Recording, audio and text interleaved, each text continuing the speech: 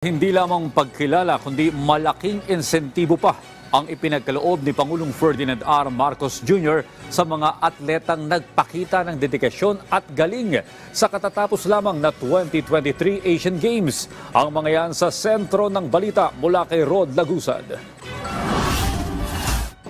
Kasunod ng matagumpay ng kampanya ng Pilipinas sa katatapos lang na Asian Games, binigyan din ni Pangulong Ferdinand R. Marcos Jr. ang patuloy na suporta ng kanyang administrasyon sa sports.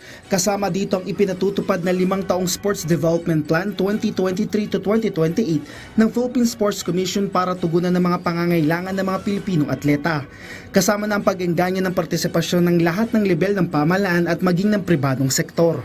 Anya lahat ng pwedeng suporta ay ginagawa ng pamahalaan tulad ng pagbibigay tulong para maayos ang sports facilities ng state universities and colleges. We are developing the new Clark City as a sports hub in the Philippines.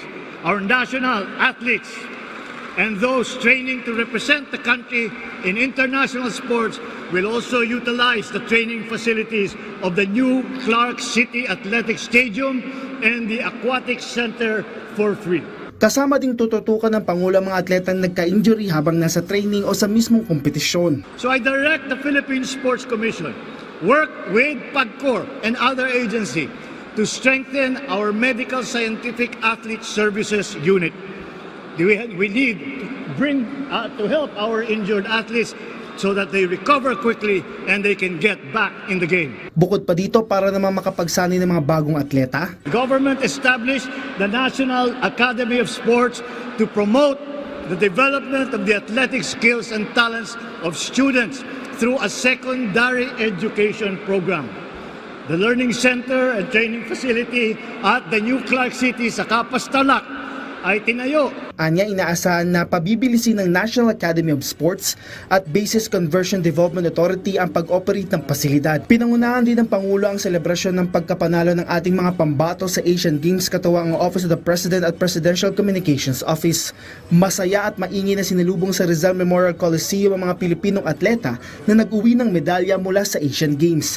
Ang parangal ay pagkilala ng Pangulo sa sakripisyo at tagumpay ng mga atletang Pilipino. Bawat medalist ay nakatanggap ng incentive sa PSC mula sa Philippine Amusement and Gaming Corporation na nagkakahalaga ng 19.1 million pesos.